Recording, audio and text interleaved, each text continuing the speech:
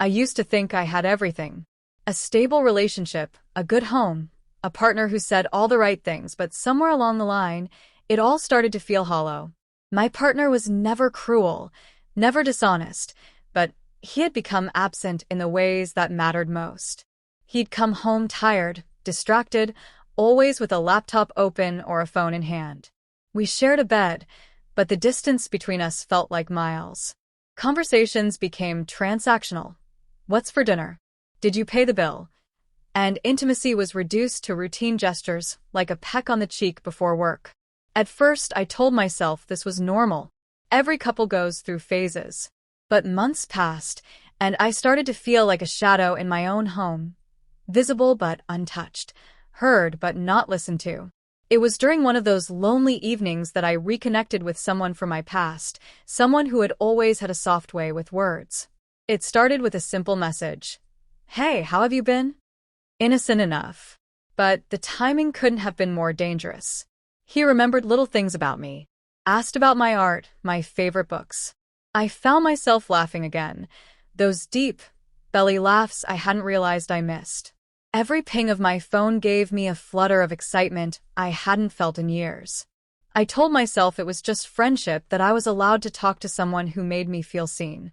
But the truth was, I was slowly stepping outside the circle of trust one had built with my partner.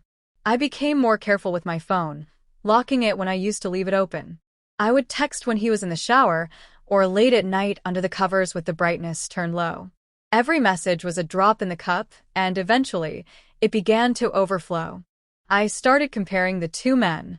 One made me feel invisible, the other made me feel alive. That contrast consumed my thoughts. Still, I wasn't planning anything reckless. At least, that's what I told myself. But one day, as if trying to prove I was still in control, I typed out the message that changed everything. You should come over sometime. It felt like a test, a dare thrown at the universe. He replied instantly. When? That single word lingered in my mind for hours. My partner had a weekend trip planned for work, and before I could second-guess myself, I told him. This Saturday. He said he'd be there. After sending that message, I stared at my reflection in the mirror for a long time. I didn't recognize the woman looking back. I wasn't looking for love. I wasn't looking for chaos. I just wanted to know if I still had the power to pull someone in. I didn't want to fall, I just wanted to lean close to the edge and see how far it went. Saturday came faster than I expected. I spent most of the day pacing, telling myself it was just dinner, nothing more. But I also knew I'd gone out of my way to make the apartment feel warmer, more inviting. I cleaned every surface twice. I lit candles I hadn't touched in months. I chose a dress I hadn't worn in years, one I used to love because of the way it hugged my body, not because I was trying to impress anyone, but because it reminded me of a version of myself that felt bold, confident, real. When he arrived, it all felt too natural. A quick hug that lingered just a second too long. The way he looked at me said more than any greeting ever could. We talked over dinner, laughter filling the spaces that had been silent for so long. I found myself talking about things I hadn't shared with anyone, my frustrations, my fears, how I felt like a ghost in my own relationship. He didn't interrupt. He listened with intent. He told me I deserved to feel adored. That anyone who couldn't see me the way he did didn't deserve me at all. It was dangerous validation, but I drank it in like water in a drought. It wasn't about him, not really. It was about how he made me feel in that moment. Alive, interesting, worthy. He brushed his hand against mine once, then again. I didn't pull away. I didn't want to. There was a pause in our conversation where neither of us spoke, but everything was said. The room grew quiet, but inside me, there was a storm. Guilt, thrill, fear, hunger. He moved closer, cautiously, waiting for me to say no. I didn't. I let him lean in until our faces were inches apart. I could feel his breath. Still, no words. Just the sound of two people knowing exactly what they were doing and pretending it wasn't wrong until it was too late. His hand rested on my knee, light as air, but it carried the weight of everything I was risking. For a moment, time slowed. My heart was pounding, and all I could think about was how far I'd gone already, how close I was to a line I told myself I'd never cross. And yet, there I was, daring it to disappear. There wasn't a kiss, not yet. But there didn't have to be. That moment between us was loud enough. When he finally stood to leave hours later, it wasn't just dinner we'd shared. It was secrets, intentions, and a dangerous closeness. I watched him walk away with a sinking feeling that something irreversible had happened, even if no one had said it out loud. The door closed, but the weight of what I'd done stayed with me. I didn't touch my phone. I didn't turn on the TV. I just sat in silence, playing every moment back in my mind, knowing this wasn't the end of the story, only the beginning. It didn't take long before it happened. The next time he came over, there were no excuses, no long conversations to justify it. We both knew what we were walking into. I didn't hesitate. I didn't resist. I opened the door and let him in, fully aware of what it meant. There was no pretending it was innocent anymore. No half measures. No emotional gray area to hide in. I'd crossed the line. The moment was brief, but heavy. No romance, no movie-like sweetness. Just quiet intensity.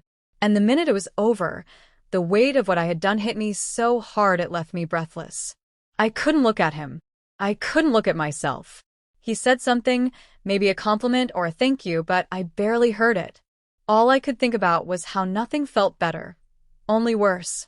He left quickly. No lingering, no second round of charm. I think he knew I regretted it the moment it was over. I didn't cry. Not right away.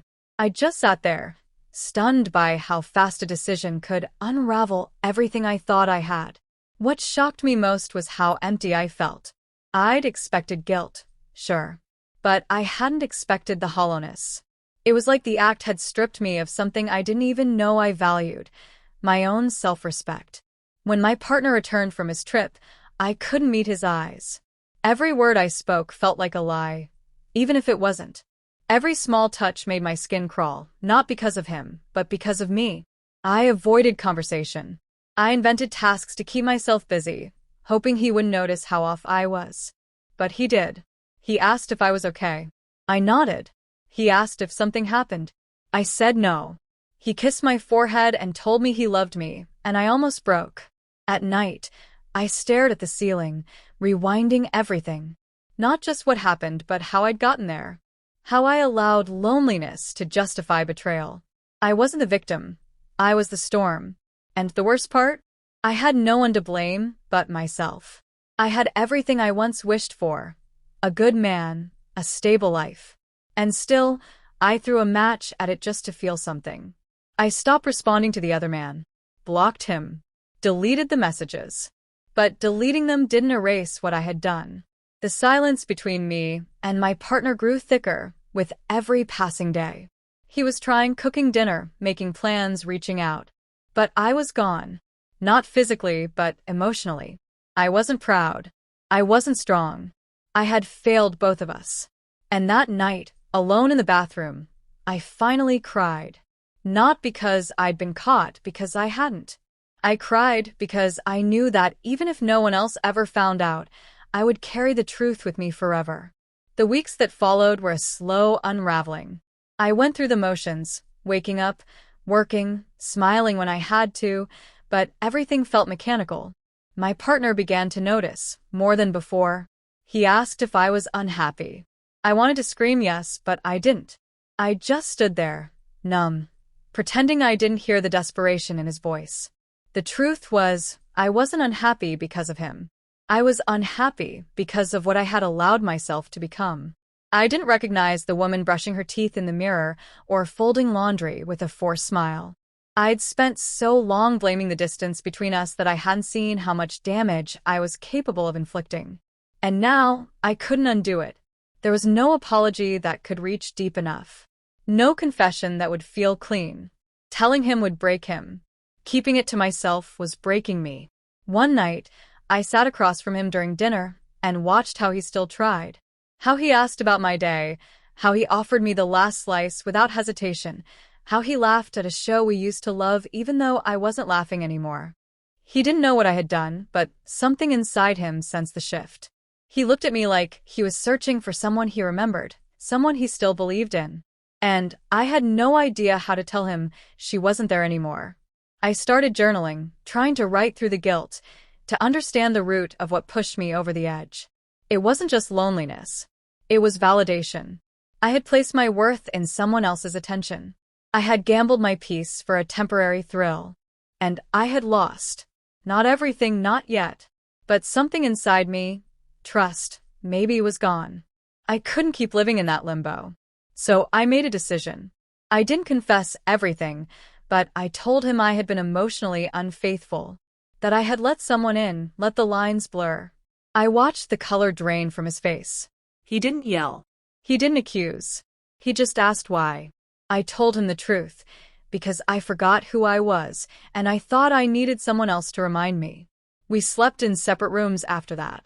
He said he needed time. I understood. For once, I didn't try to fix it. I just let it hurt. Because it should. Betrayal isn't just about the act. It's about the trust that dies with it. Maybe one day he'll forgive me. Maybe not. But I'm learning to sit with the consequences. Not to punish myself, but to grow. I don't know what the future holds, but I know I'll never cross that line again. Once is enough to know what it costs. And I'll carry that lesson, quietly, for the rest of my life.